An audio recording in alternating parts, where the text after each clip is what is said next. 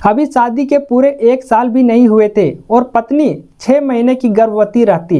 अब पति को अपनी पत्नी के ऊपर शक होता। अब इसी शक की वजह से पति ने अपनी पत्नी को एक ऐसा गिफ्ट देता जिसे सुनकर आप लोग के होश उड़ जाएंगे। नमस्कार दोस्तों, आज हम आप लोगों के सामने एक ऐसी सच्ची घटना सुनाने जा रहे हैं जो कि उत्तर प्रदेश राज्य के मेरठ शहर के अमहेड़ा गांव की है। दोस्तों, अमहेड़ा गांव की यह सच्ची घटना जिसने भी सुना उसके पैरों तले जमीन खिसक गए। दरअसल इस गांव के एक परिवार में 4 सदस्य रहते थे, जिनमें से 2 माता पिता और उनके 2 बेटी, जिनमें से बड़ी बेटी का नाम सरिता और छोटी बेटी का नाम सपना रहता। दरअसल सरिता और सपना के माता पिता अपने गांव में ही मजदूरी करके किसी तरह अपना घर चला रहे थे।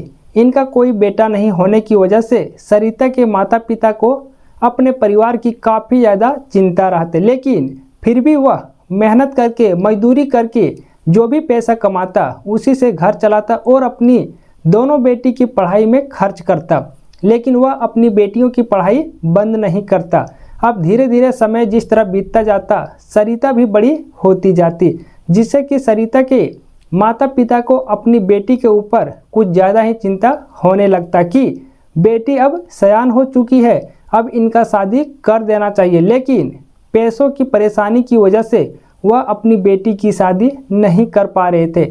अब कुछ दिन इसी तरह रहने के बाद उसी के गांव का एक लड़का जिनका नाम मुन्ना रहता, वह सरिता को पसंद करते थे, क्योंकि सरिता भले ही गरीब परिवार से रहती लेकिन दिखने में काफ़ी खूबसूरत रहती, जिसको लेकर मुन्ना ने सीधे सरिता के माता पिता से उसकी बेटी का हाथ मांगने चले जाते। अब सरिता के माता पिता के पास पहले से ही उतना ज़्यादा पैसा नहीं रहता कि वह अपनी बेटी की शादी अपनी मर्जी से अपने मनपसंद घर में कर सके। लेकिन जब इस तरह का उसी के गांव का कोई व्यक्ति कहता तो सरिता अपने माता पिता से कहती, माँ मुझे भी लड़का पसंद है, आप लोग हमारी शादी इसी लड़का से करवा दीजिए, क्योंकि अगर बाहर में हमारी शादी के लिए कोई लड़का देखेंगे और वहाँ पर सेट करेंगे तो ना जाने लड़का के माता पिता दहेज का कितना मांग करेंगे, और हम लोगों के पास उतना ज़्यादा पैसे भी नहीं हैं कि हम लोग उसे पैसे दे पाएँ।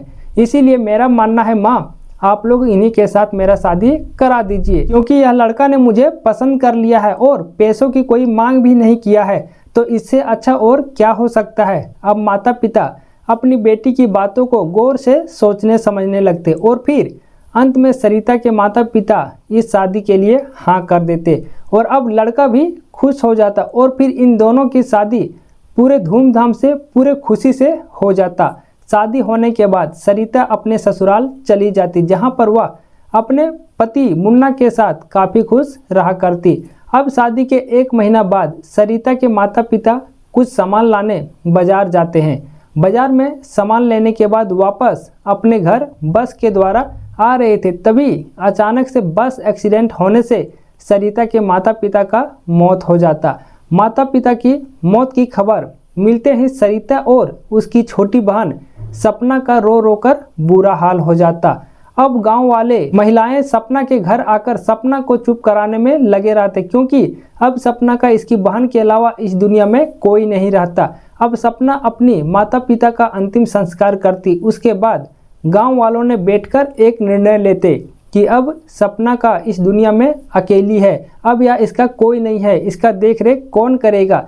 तभी सपना की बड़ी बहन सरिता ने कही, सपना की देख रेख हम करेंगे, अब से सपना मेरी घर में ही रहेगी। अब गांव वालों ने कहा, यह बहुत अच्छी बात है, हम लोग भी यही सोच रहे थे कि अगर बड़ी बहन अपनी छोटी बहन की देख रेख करेंगे तो बहुत ही अच्छा होगा। अब सपना अपनी बड़ी दीदी और जीजा जी के साथ उसी के गांव में रहने लगती। कुछ महीने दीदी और जीजा जी के साथ रहने के बाद सपना को भी अपने जीजा के घर में मन लग जाता और वह अपने जीजा जी और दीदी के साथ बहुत ही खुश रहने लगती। अब धीरे धीरे सपना भी बड़ी होती जाती।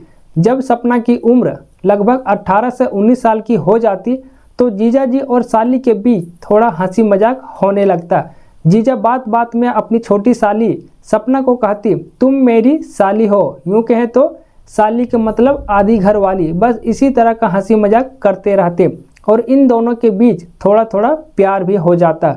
अब जीजा साली का रिश्ता कुछ इसी प्रकार से इन दोनों का चल रहा था। लेकिन जब सपना की उम्र लगभग 25 साल की हो जाती, तब सपना की बड़ी बहन सरिता अपने पति से कहते, मेरी बहन का उम्र शादी करने के लायक हो चुकी है, इनके लिए एक अच्छा सा लड़का खोजकर इनका शादी कर देना चाहिए ताकि यह भी अपने एक परिवार के साथ अपना घर बसा सके। अब पति ने कहा ठीक है, मैं पता करता हूँ। अब सपना के जीजा अपनी साली को अपने पास बुलाकर उनसे पूछने लगते कि तुम्हें कैसा लड़का चाहिए, कैसा लड़का तुम्हें पसंद है। अब साली ने कही, आपको जो लड़का पसंद होगा जीजा जी, हम उन्हीं के साथ शादी कर लेंगे। अब जीजा जी अपनी साली के लिए लड़का खोजना शुरू कर देते और उन्हें एक रविशंकर नाम का लड़का पता चलता, जिनका उम्र लगभग 28 साल का होता है। वह भावनपुर थाना क्षेत्र के कीना नगर के रहने वाले होते हैं। दरअसल रविशंकर का एक अपना जनरल स्टोर की दुकान भी रहता और वह अपना घर का पूरा खर्चा उसी जनरल स्टोर से चलाता। अब सपना के जीजा जी को लड़का पसंद आ जाता और अब लड़का रविशंकर के साथ साथ उनके माता पिता को भी लड़की पसंद आ जाता। अब उन दोनों के बीच रिश्ता तय हो जाता और फिर एक अच्छा सा महीना का मुहूर्त निकालकर जनवरी 2025 में इन दोनों का शादी खुशी खुशी काफ़ी धूमधाम से कर देते। शादी होने के बाद सपना भी अपने ससुराल आ जाती और वह भी अपने ससुराल में रहने लगती और फिर दोनों पति पत्नी काफ़ी खुश रहते। अब सपना के पति रविशंकर सुबह के खाना खा पीकर वह अपने दुकान चले जाते और रात 8 बजे तक वापस अपने घर आ जाते। अब इसी दौरान पत्नी सपना 6 महीने की गर्भवती भी हो जाती।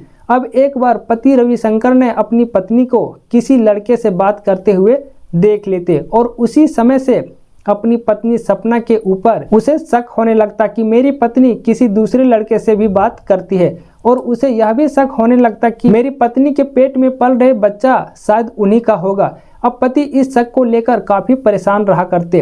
अब 27 जुलाई 2025 को हरियाली तीज कराने की वजह से सपना भी यह तीज व्रत करना चाहती, जिसके लिए वह अपनी बड़ी दीदी और जीजा जी के पास एक दिन पहले 26 जुलाई 2025 को ही चली जाती। अब जिस दिन पत्नी अपनी दीदी के घर जाती, उसी रात को पति ने एक बुरा सपना अपनी पत्नी के ऊपर देखती। अब रविशंकर सुबह अपनी पत्नी के पास फोन करके कहते, मैंने आज बहुत बुरा सपना देखा है, इसीलिए हम तुमसे मिलना चाहते हैं। अब अगले दिन पति रविशंकर अपना ससुराल सुबह के 9 बजे तक चले जाते। अब वह अपनी पत्नी को सबसे ऊपर वाला छत का कमरा में ले जाकर दरवाजा को अंदर से बंद कर देते और फिर अपनी पत्नी को आंखें बंद करने को कहते कि हम तुम्हारे लिए एक स्पेशल गिफ्ट लाए हैं जो कि हम अपने हाथों से तुम्हारे गले में डालूंगा, तुम पहले अपना आंख बंद करो। अब जैसे ही पत्नी सपना अपनी आंख बंद करती कि पति ने चाकू से अपनी 6 महीने की गर्भवती पत्नी का गला काट देते और मौके पर ही सपना की मौत हो जाती। घर का दरवाज़ा अंदर से बंद रहने और सभी लोग सबसे नीचे रहने की वजह से किसी को कोई आवाज़ सुनाई नहीं देता। अब पति रविशंकर ने अपना मोबाइल निकालकर खुद से पुलिस स्टेशन में फ़ोन कर देता कि मैंने अपनी पत्नी की हत्या किया है, आप मुझे पकड़कर ले जाइए। अब मौके पर पुलिस आकर रविशंकर को गिरफ्तार कर लेते और सब को पोस्टमार्टम के लिए भेज देते। दोस्तों, इस सच्ची घटना में रविशंकर ने अपनी पत्नी के साथ जो घिनौना काम किया है वह सरासर गलत है। आप लोग इसके बारे में क्या कहना चाहेंगे? कमेंट बॉक्स में आप लोग अपना विचार जरूर बताइएगा। दोस्तों, इस सच्ची घटना को बताने का मुख्य उद्देश्य किसी को परेशान करना या किसी का दिल दुखाना नहीं है, बल्कि आप लोगों को सचेत करना, सतर्क करना और जागरूक करना है। धन्यवाद।